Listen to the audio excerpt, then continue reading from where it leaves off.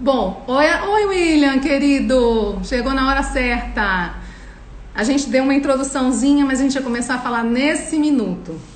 A ideia é como a gente vai botar planta dentro de casa e entender basicamente as principais coisas para conseguir fazer ornamentação com plantas no interior, tá? Como a ideia é essa coisa de transformar o lar na quarentena, nós não vamos falar de jardim externo, a ideia é dentro de casa. Que eu estava fazendo a seguinte introdução. A gente precisa mesmo da vegetação para criar uma conexão maior com a natureza. Essa relação de usar planta no interior dos apartamentos ou das casas, mesmo em grandes projetos de interior, mesmo nos projetos mais sofisticados, é a coisa mais...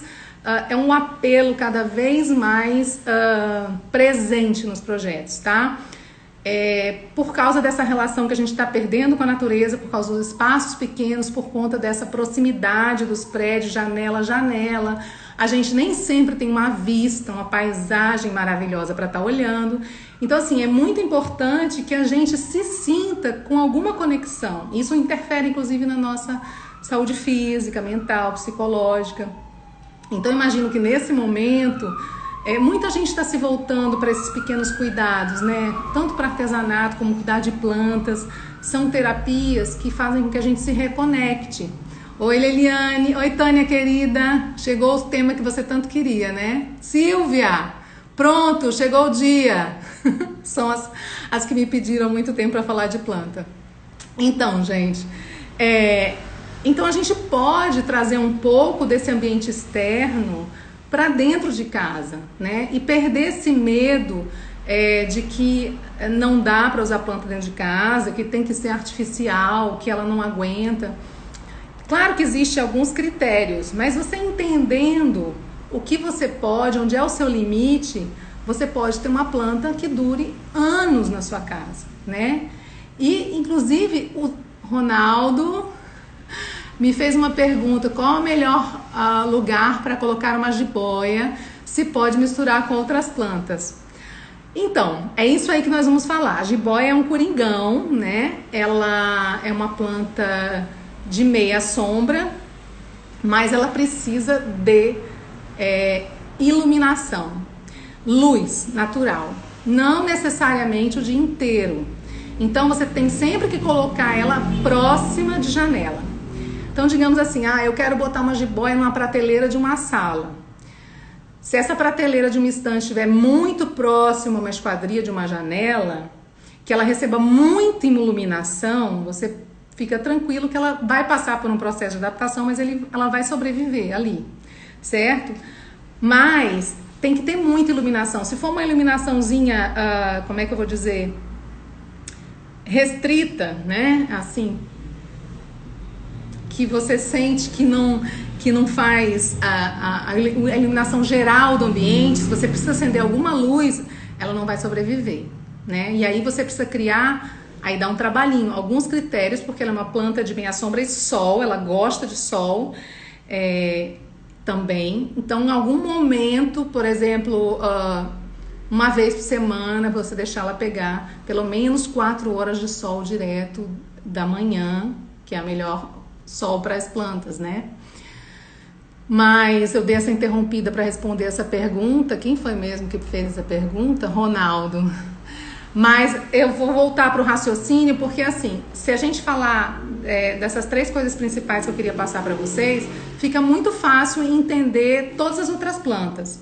Até porque eu nem preciso passar para vocês qual planta é de sombra, qual que é meia sombra, qual que é sol, porque isso é só digitar na internet, vocês vão achar tudo. Vocês vão achar a imagem, vocês vão achar o nome da planta, se é de sol, se não é de sol. Qual é a informação que vocês não têm? Exatamente a que eu vou passar agora. Então, o que a gente tem que entender é que a planta, tem 3 coisas que a gente tem que avaliar na hora de escolher qual eu vou usar, qual eu vou trazer para dentro de casa. E quais são essas 3 características? É a porosidade do vaso. Na verdade, em estando dentro de casa, ela vai ter que ser colocada num vaso, num recipiente, certo? Que bom, Ronaldo, te respondi então, né? Mas fica aí que eu vou te passar umas outras dicas relacionadas à questão da jiboia também. Então, assim, se você vai trazer ela para dentro de casa, ou dentro do apartamento, que é isso que a gente está falando aqui hoje, eu preciso que ela seja colocada num recipiente, né, num vaso. E aí, na escolha desse vaso, as principais características que a gente tem que observar são a porosidade, o tamanho e a drenagem, tá? Por quê? Porque se é planta natural, ela precisa de água. Na verdade, o alimento da planta é o sol e a água, a irrigação e a irradiação. Então, se eu escolho o vaso adequado, eu vou ter entender o tamanho desse vaso em relação ao tamanho da planta, eu vou ter a condição ideal para que ela sobreviva, tá? A porosidade é porque, assim, alguns materiais são porosos, outros não são porosos. O que é a porosidade? É a capacidade de passar água de dentro para fora do vaso, certo? Se vocês imaginarem, a gente tem chachim, a gente tem vaso cerâmico, a gente tem vaso de latão, de cobre, de concreto, que é usado muito hoje, né? Vidro. Então, assim, todas essas são possibilidades de vaso. Fora tantos outros que já surgiram hoje, né? A gente tem aqueles sintéticos de plástico, eu falo de plástico, mas tem de polipropileno, que são aqueles que imitam várias texturas concretas que a gente vê em loja de material de construção. Mas o fato é que a gente só tem que entender que vaso, a gente tem... Oi, Márcia, meu amor, Valdeci, sejam bem-vindas, minhas arquitetas lindas. Muito bom ter vocês aqui de novo. A gente começou agora falando sobre que eu preciso, para escolher a planta certa, para dentro de casa, ter os vasos. Chegou o paisagista. Oi, Dirceu. Dirceu Perdomo é paisagista, é meu marido e é engenheiro agrônomo e especialista em paisagismo pelo IBRAP, tá? Linda você, Márcia. Então, assim, eu estava falando para vocês chegarem agora que a gente tem que entender as 3 características do vaso. Quem tem dentro de casa e apartamento, a gente vai trabalhar com vaso. Eu não tenho a terra especificamente. Então, assim, que eu preciso escolher, entender qual o tamanho apropriado do vaso, a porosidade e a drenagem que o vaso possibilita para a planta. Então, eu estava classificando isso, que das 1000 possibilidades de vaso que existe hoje, a gente tem os que são porosos e os que não são porosos. O que é essa capacidade de permitir a troca entre o meio interno do vaso e o externo, né? Os que são porosos, que são os cerâmicos, os chachins, as cestas, a madeira, eles todos trocam com o ambiente. Já o metal, o vidro e o plástico, eles não trocam com o ambiente, certo? Então, primeira coisa que a gente tem que entender, quando eu tenho uma planta plantada num vaso poroso, ela vai ter um tratamento, você vai ter um determinado cuidado. E no não poroso, vai ter um cuidado diferente. Dirceu tá aí, se eu falar alguma bobagem, ele me corrige. Mas o fato é que, onde eu tenho vasos porosos, esses materiais, eles trocam muito com o meio externo, há uma evaporação mais rápida da água que você rega na planta. Então, você vai ter que ter uma irrigação mais constante, certo? E também, se o vaso for muito rústico, precisa tomar o cuidado que essa irrigação que encharca o vaso, por exemplo, o cerâmico, faz ele ficar mais úmido até evaporar e depois secar, com o tempo ele pode ser danificado. Muita gente já comprou vasos caros e disse, nossa, meu vaso rachou. Rachou por quê? Porque faltou, de repente, uma impermeabilização. Você não pode permitir que essa troca seja tão rápida, né? Então basta impermeabilizar. Hoje tem vários impermeabilizantes que é passado por dentro do vaso, tá, gente? Já estou me adiantando nesses detalhes que não tem tanto a ver com a planta, mas como é uma questão prática, porque a gente vai imagino que vocês vão querer escolher o vaso para a planta que vão escolher, saber que tem que tomar esse cuidado para depois não estar a planta lá toda instaladinha, acomodada, com as raízes crescidas e o vaso começa a rachar, não é assim? E ninguém quer isso. Então tem que tomar esse cuidado. O que acontece que é a diferença entre o que não é poroso e o que é poroso? Por exemplo, um vaso de vidro, ou de metal, ou de plástico, ele não faz essa troca. Então, ele vai manter por mais tempo a terra úmida. Então, é preciso tomar cuidado com a quantidade de água que se coloca, né? Para que ela não empoce no fundo. Até porque se ela empoçar e permanecer empoçada durante um tempo, pode apodrecer as raízes da planta. E aí começa a dar aqueles probleminhas que a gente começa a enxergar depois na folha. Então, obrigatoriamente, esses vasos que não são porosos, a gente tem que fazer um orifício no fundo, que é para resolver já outra questão que eu ia falar, que é a drenagem, tá? Então, assim, a drenagem é em função da irrigação. Se você tem um vaso poroso, que troca água bastante, e você tem uma suculenta dentro, que precisa de muito pouca água, esse vasinho não precisa de um orifício de drenagem, porque a pouca água que a gente coloca é absorvida pela planta, né? Ou é trocada através do próprio material do vaso. Tá certo? Tá dando para entender até aí? Daí, como que a gente escolhe o vaso ou a planta? E aí eu vou terminando essa parte introdutória para começar a mostrar o exemplo para vocês. Você tem uma decisão a tomar, porque assim, não é possível escolher a planta que eu quero e o vaso que eu quero sem conversar entre os dois, sem dialogar entre os dois, certo? Porque o tamanho da planta exige um tamanho de um vaso, né? Exige uma quantidade de irrigação e talvez o material do vaso não seja adequado. Então, assim, se você tá fazendo essa escolha sozinho, ou com um arquiteto que diz, não, aqui tem que ser um vaso tal. Se você decide o tamanho do vaso e o tipo do vaso, você vai ter que ouvir um especialista de planta te dizer qual é a planta que cabe naquele vaso. E vice-versa. Não, eu escolhi a planta. Aí ele vai te dizer qual tipo de vaso eu posso botar naquela planta. Entendeu, gente? Tá dando para compreender? Oi, Carol, querida. Joana. Muito bom ver vocês aí. Então, assim, eu escolho qualquer planta em qualquer vaso, tá? Não, tem uma lógica, além da estética. A coisa mais importante para mim, eu quero um vaso de 1,20 m de altura. Vamos avaliar qual é a planta que eu vou colocar naquele 1,20 m. Além da questão estética, né? Porque eu falei para vocês lá na primeira live que essa questão de ambientação, existe uma coisa do bom senso também. Eu não vou pegar um vaso imenso, que é a questão da proporção, para botar uma plantinha minúscula.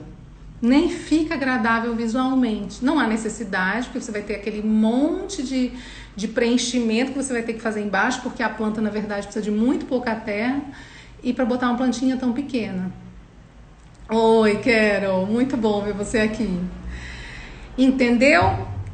Então aí, essas são as principais coisas que eu queria falar para vocês. Agora eu vou mostrar várias plantinhas e vários ambientes, vários vasos, pra gente ver o que cabe em cada lugar, em cada situação, o que fica melhor. Vocês podem ir me interrompendo, fazendo perguntas, tá? Se alguém já tem uma planta, se acha que não deu certo, como usa. E também tem a questão da forração dos vasos, que eu vou mostrar para vocês. Além do que a gente planta, vocês sabem que sobra aquela área, muitas vezes de terra, que não fica muito agradável, né? Aparentemente, a gente quer dar uma... Embora eu não tenha problema nenhum, eu gosto, eu acho que tem até uma graça, porque você tá vendo a terra e aquilo te dá a sensação de realidade, né? Mas as pessoas gostam muito de fazer forração naquela parte da terra que aparece no vaso.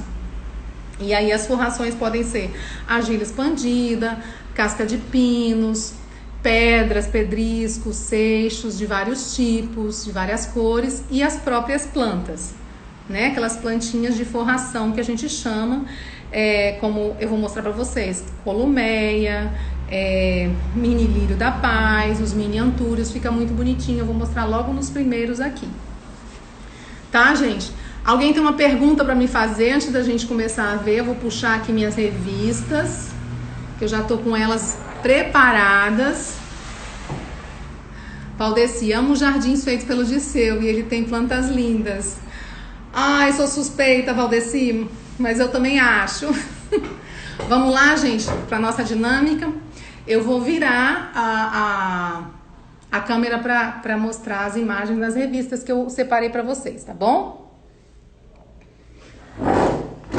Vamos lá. O primeiro caso que eu separei para vocês, que eu acho muito legal, muito interessante, é quando a gente tem exatamente o que está representado aqui. Aqui ficou bem fácil para visualizar. Olha, isso aqui é uma sacada de apartamento. E a gente tem muito isso aqui no Acre. Que a gente às vezes não tem a orientação para leste, que é o sol da manhã. Muitas pessoas têm orientação para oeste, ou seja, o sol da tarde, com o sol da tarde invadindo a varanda, às vezes até chegando na sala, né, nessa esquadria da sala. E aí, um artifício muito legal é usar essa vegetação para, além de bloquear um pouco o sol da tarde, criar esse efeito de horizonte, de paisagem, né? Como se a gente estivesse exatamente tendo a paisagem que muitas vezes a gente não tem da vista do apartamento, ou porque está de frente para um paredão no outro apartamento próximo, ou mesmo porque a vista não é tão interessante. Então, vocês vejam aqui, a gente tem jabuticabas, né, murtas, plantadas em vasos, e são plantas frutíferas, inclusive é um charme, dá a sensação de você estar no teu bosque, né? Muitos apartamentos têm isso, a churrasqueira na área de gourmet, na varanda gourmet. Então, assim, quanto é mais agradável você ter plantas nesse ambiente, além de tornar um sombreamento, né, que refresca, baixa a temperatura. Também amo, Rebeca, eu acho assim que faz toda a diferença, inclusive da vista de quem olha de dentro do apartamento, né? Não tem razão nenhuma da gente não colocar um verde numa área que é externa, né? É uma varanda de um apartamento, mas é a área externa que é possível, certo? Olha essa outra aqui que eu trouxe para vocês. Aqui a gente tem ficus, tá? Trançado, não sei se vocês conseguem ver, tem um reflexo aqui, deixa eu ver se eu tiro. Esse reflexo difícil, tá, gente? Porque eu tenho que botar a luminária, mas ó, tem um ficus trançado num vaso. E aqui embaixo, lembra do que eu falei para vocês? Olha aí, ó. Essa plantinha de forração, como eu tenho uma vegetação alta, foi colocada uma plantinha de forração sobre o vaso, certo? Todas essas plantas que a gente vai ver e que eu for falando, elas são meia sombra, elas são de luminosidade, mas elas aguentam ficar sem insolação direta. Então, vocês já vão registrando que elas são completamente possíveis da gente usar no interior dos nossos apartamentos. Eu só vou explicar para vocês os detalhes da distância, tá? Mas aqui no caso a gente tem a jabuticaba, de novo, tá vendo aqui atrás, né?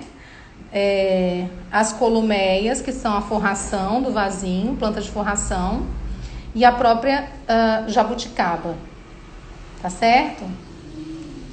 Uma outra coisa, alguém quer fazer uma pergunta? Vai fazendo, tá, gente? Oi, Odair, bem-vindo.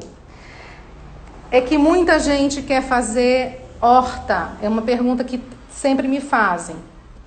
E aí eu vi essa hortinha aqui, eu falei, vou aproveitar e já vou tirar as dúvidas da horta.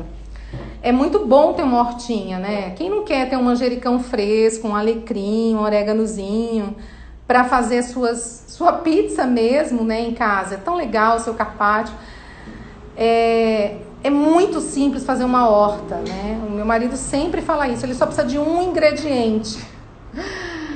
É que ela tem que receber sol direto durante 4 horas do dia. Então, assim, como horta é uma coisa que a gente não fica transitando de lá para cá, né? Mudando, porque é sempre uma coisa pesada,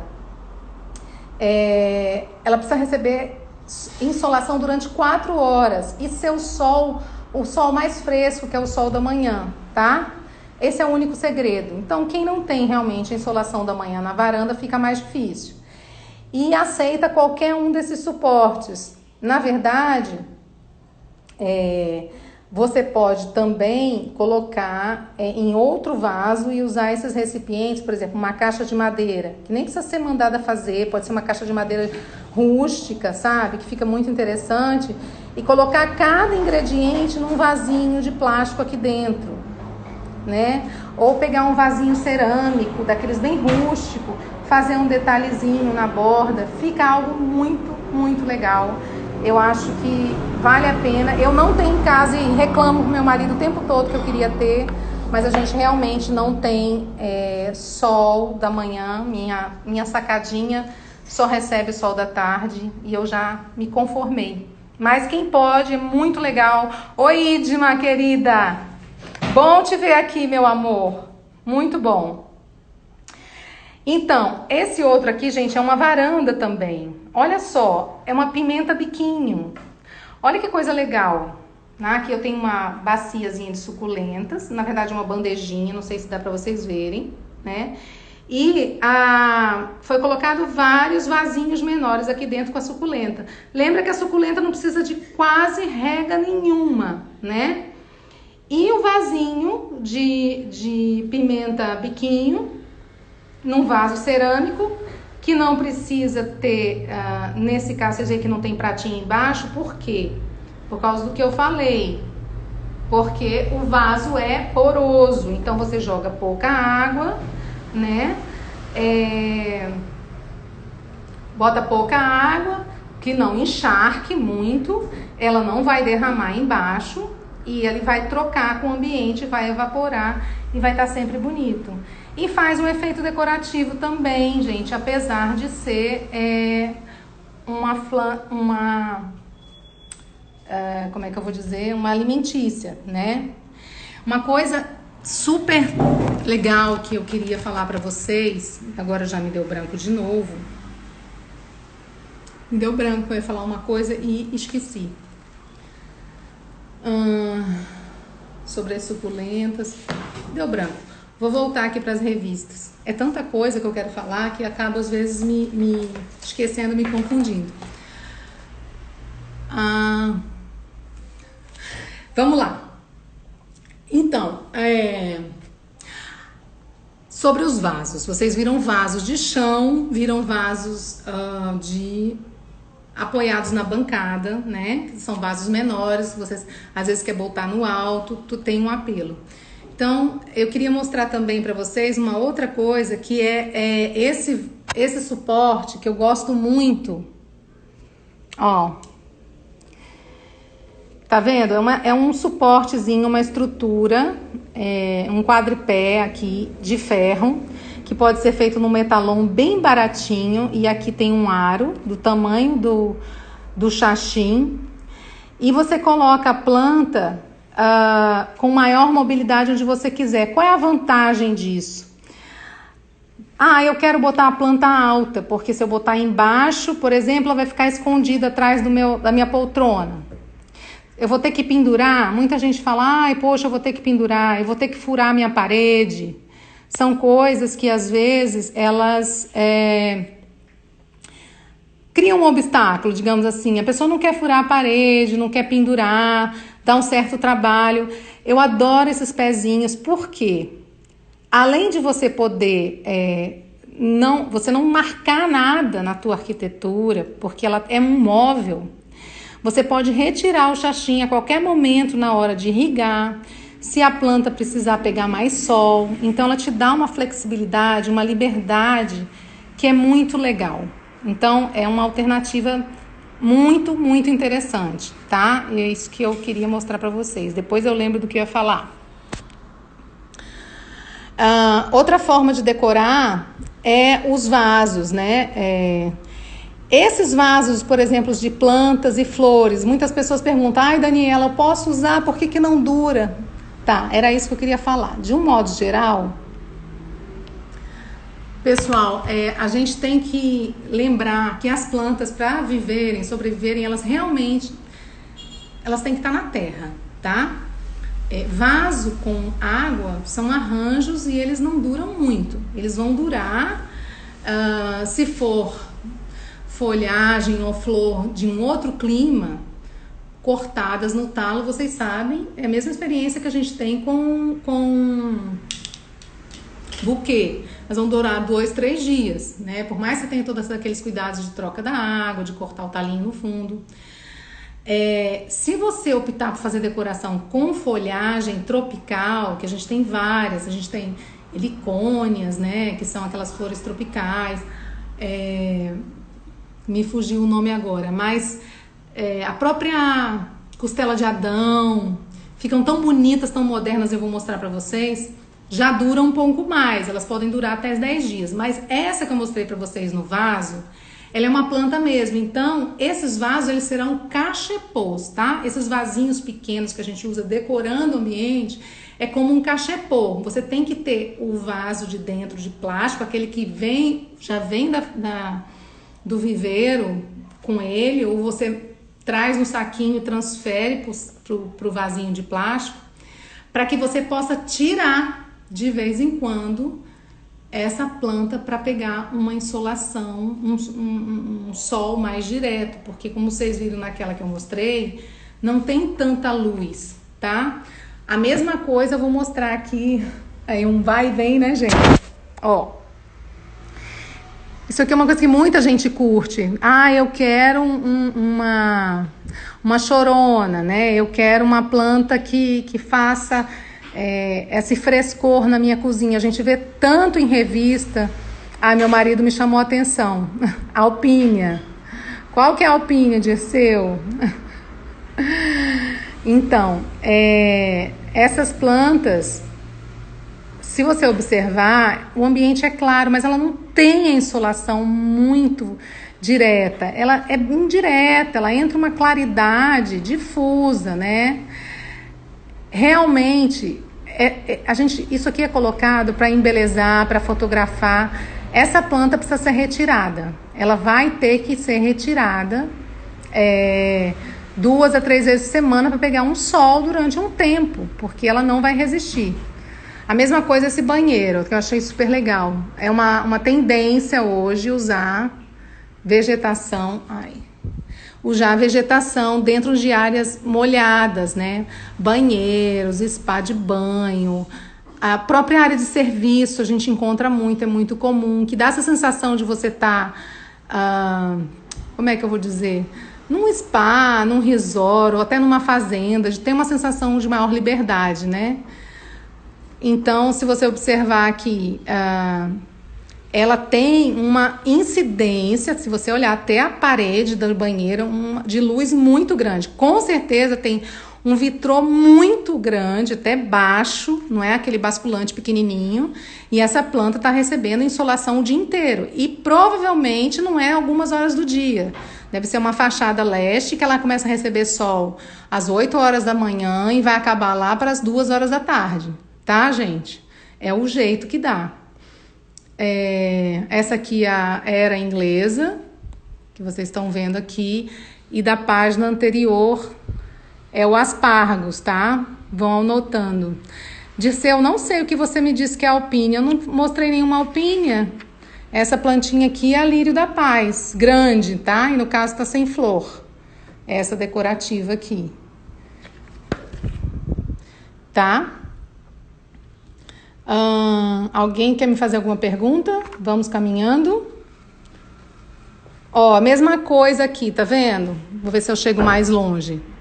Ó, a gente tem uma prateleira e uma jiboia, acho que é aquele projeto que apareceu lá atrás, e uma samambaia. Então, assim, essas plantas estão num ambiente muito iluminado, vocês veem que não tem nenhuma luz acesa, e eventualmente elas precisam dar uma saidinha.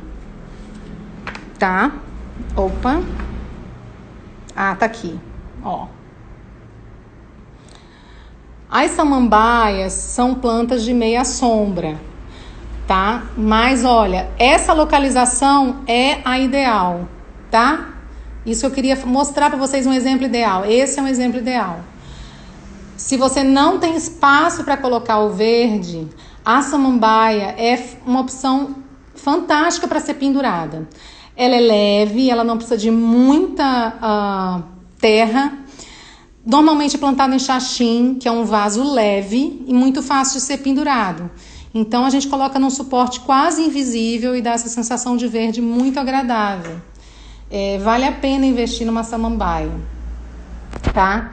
Observem aqui que a jiboia, ela tá também num ambiente super iluminado. Se a gente observar, é possível que tenha janela grande aqui. Então, assim, ela tá bem, ela pode levar um tempo para se adaptar, ela vai ficar bem, né? Porque ela é uma planta de meia sombra, mas ela tem iluminação o tempo todo.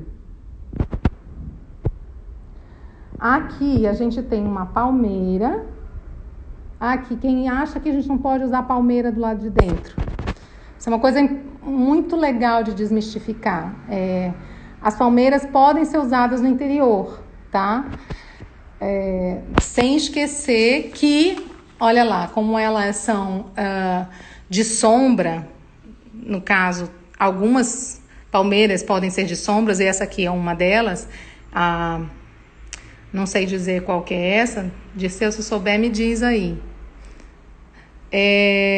Mas a Rafis, a palmeira areca e a palmeira de Petrópolis, elas são de sombra, elas são adaptáveis. Mas, elas estão próximos à janela, tá? Aqui a gente tem os lírios da paz. Olha lá, a gente viu naquele vasinho pequeno. E aqui a gente viu no vaso no chão. Como essa folhagem fica bonita. E, eventualmente, elas vão vão soltar o pendão de flor, que fica lindo de viver. Essa é a palmeira de Petrópolis. Dirceu tá me ajudando aí. Certo? E o arranjo das folhagens. Olha que graça. Essa aqui é a folha do guaimbé.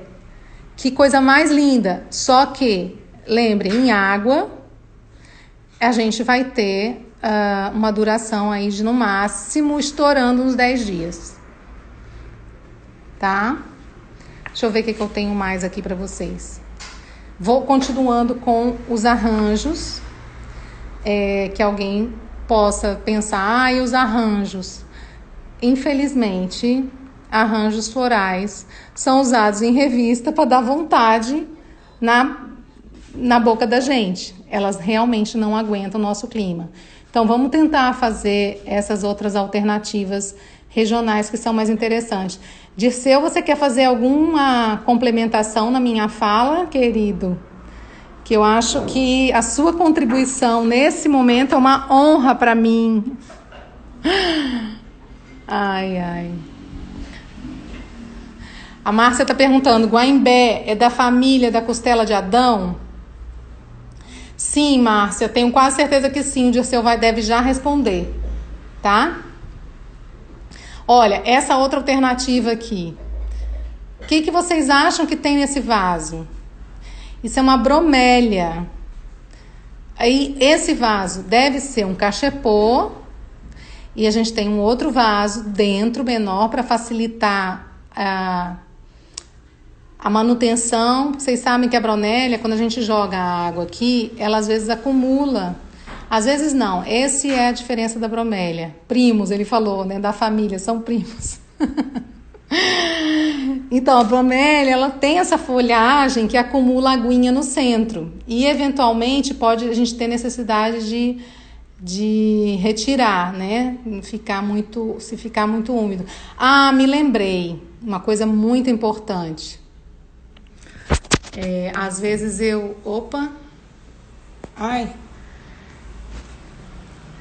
Às vezes eu me lembro de uma coisa e imediatamente esqueço.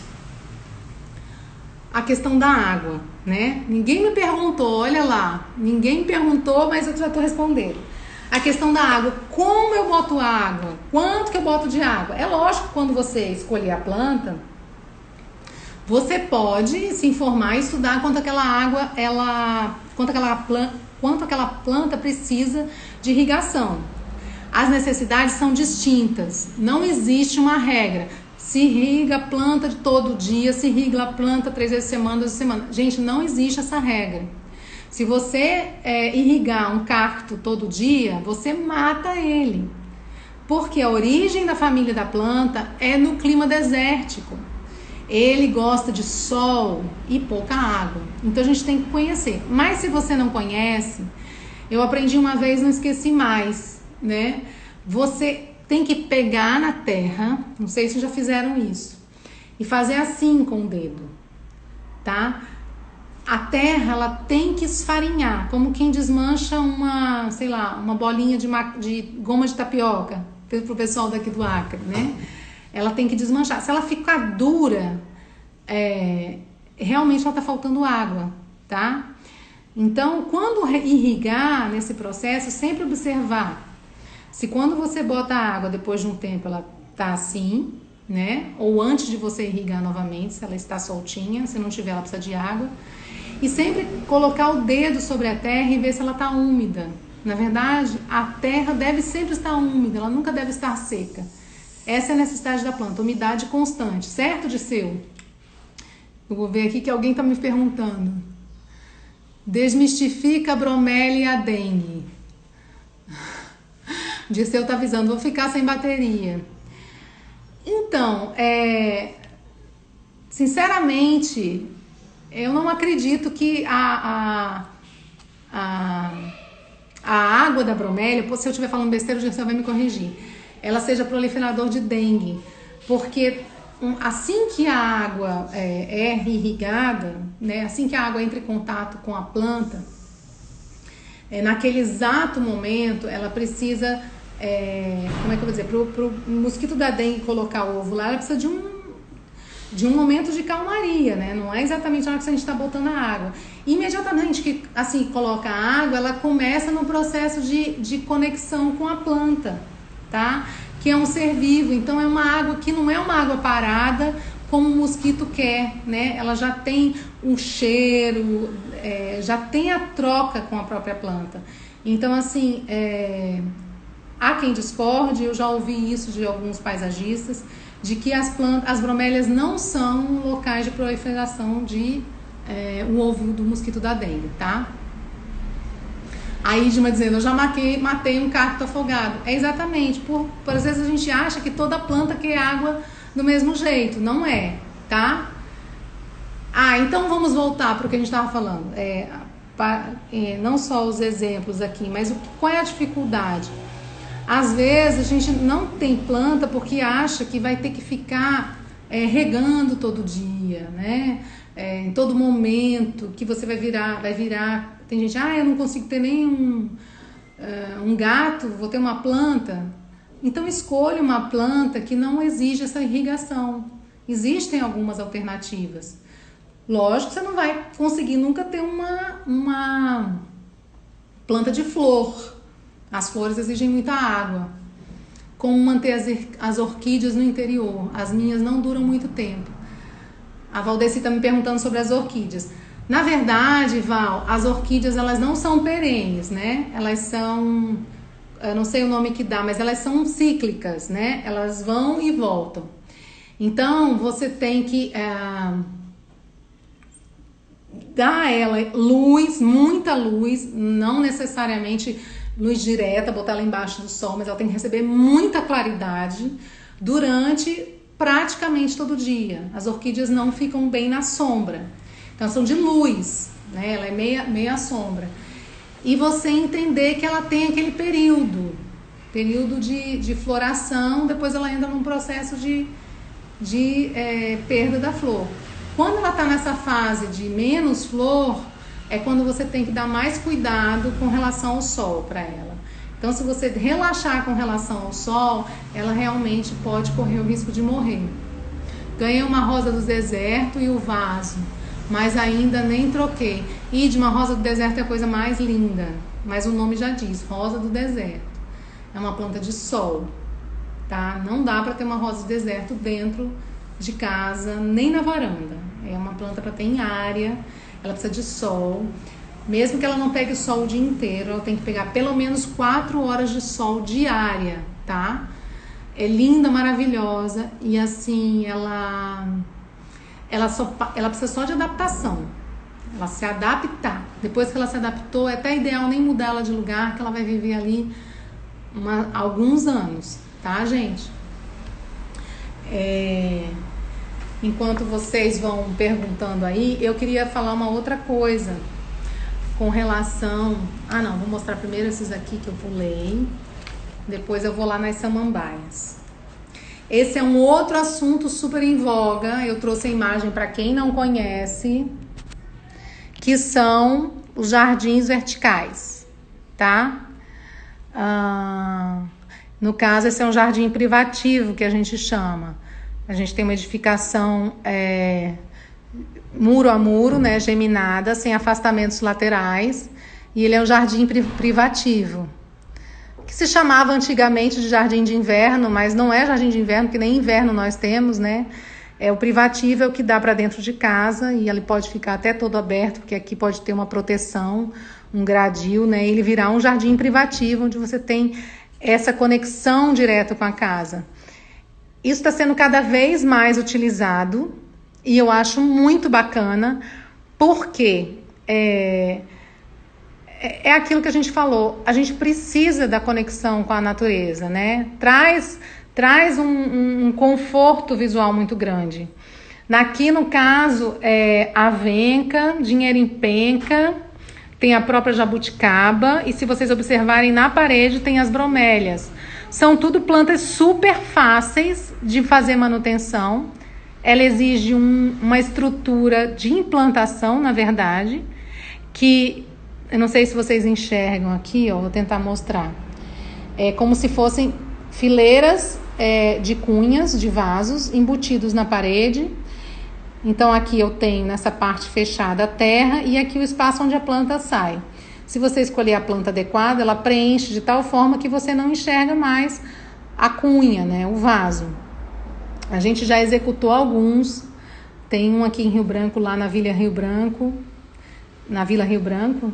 Vila Rio, que o Dirceu executou, tá muito bonito e é muito fácil de manter, embora tenha uma certa tecnologia na montagem.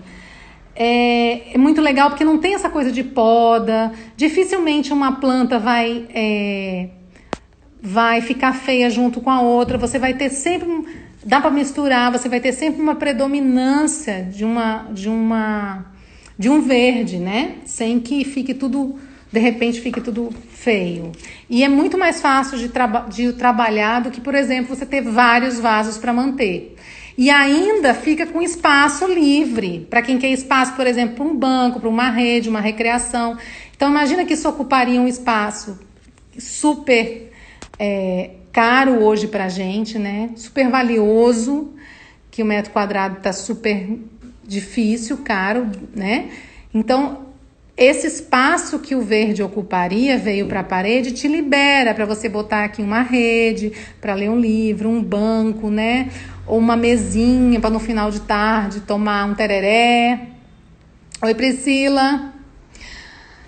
Certo? A Márcia está me fazendo uma pergunta aqui. É possível fazer uma parede verde em apartamento? Sim, Márcia, mas numa sacada, tá? Se for com planta natural, numa sacada ou no máximo numa sala onde eu tenha como é que eu vou dizer? Portas de vidro gigantescas com insolação direta próximo dela.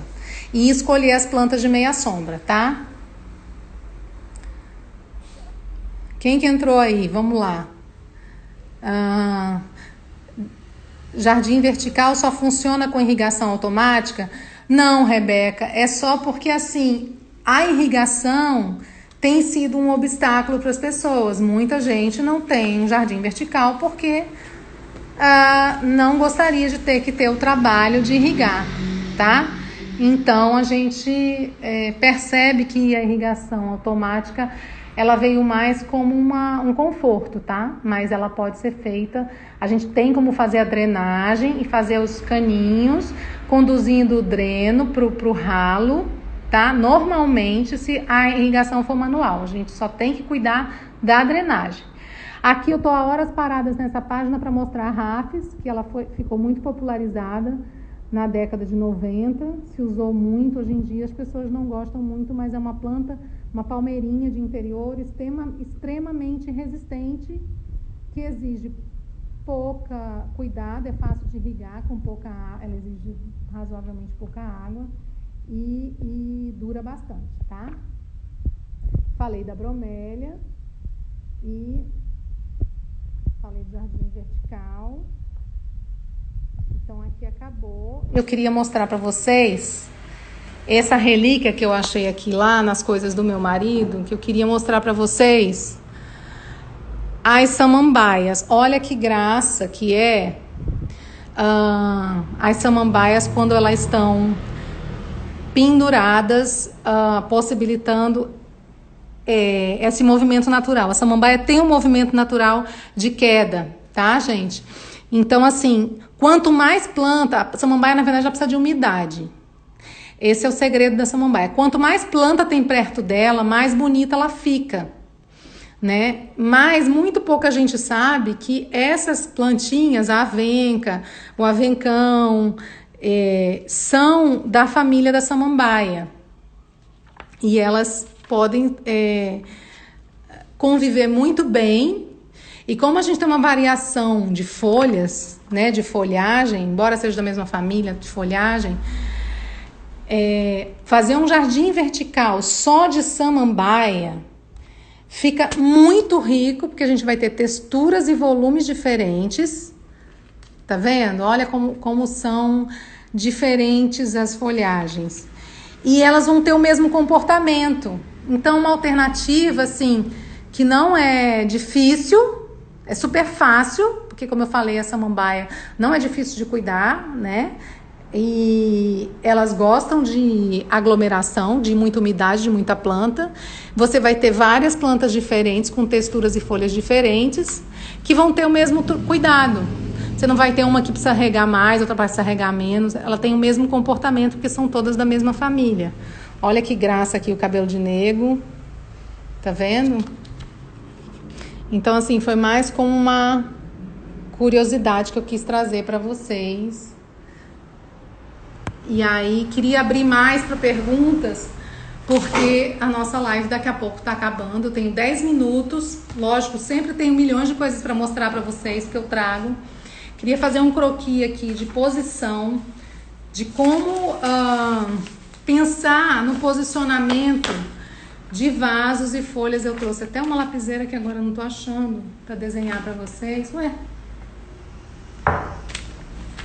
De como posicionar a... Jesus, onde está minha lapiseira?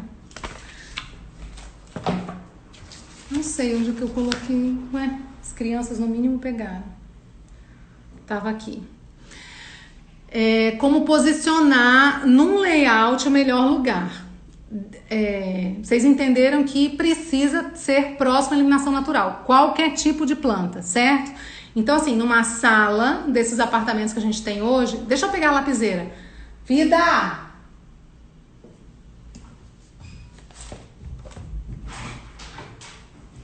Aquela minha lapiseira grossa que tava aqui, foi você que tirou?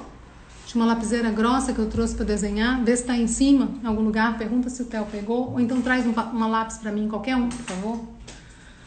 Mais lápis, tá?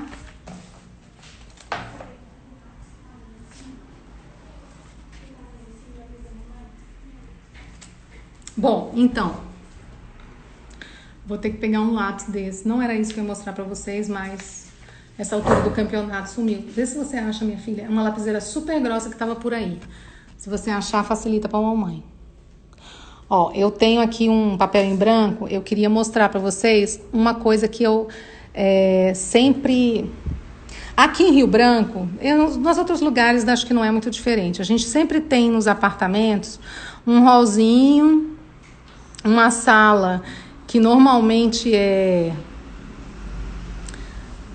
um único ambiente, né? Aqui normalmente é porta para a cozinha e a gente tem o jantar e o estar ou vice-versa, né? Eu vejo muita gente usar assim, sei lá. Até tive uma cliente que me falou esses dias que queria mudar, que a sala dela era assim e o jantar aqui, né? E sempre tem uma varanda Aqui eu tenho vários apartamentos em Rio Branco que tem uma varanda assim, curva, né? Então, o que acontece? Normalmente, quando a gente tem uma sacada... Achei aqui uma lapiseira maior. Ai, que bom. Quando a gente tem uma sacada, o que acontece? Provavelmente, nesses ambientes, eu vou ter uma janela, uma outra... Aqui, talvez, uma porta deslizante, um pedaço de alvenaria, certo? Aqui, talvez, eu tenha uma janela, né? E aqui... Então, o que acontece? Quando a gente tem dois ambientes, aonde normalmente a gente poderia usar vaso? Preferencialmente, né? Digamos que aqui seja um jantar. Próximo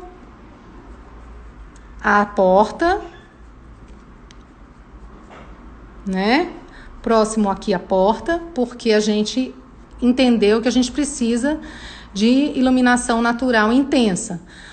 Ou dividindo os ambientes, porque é agradável, né? Ela funciona como um complemento da decoração. E eu vou até mostrar para vocês em alguns ambientes ali que não apareceu.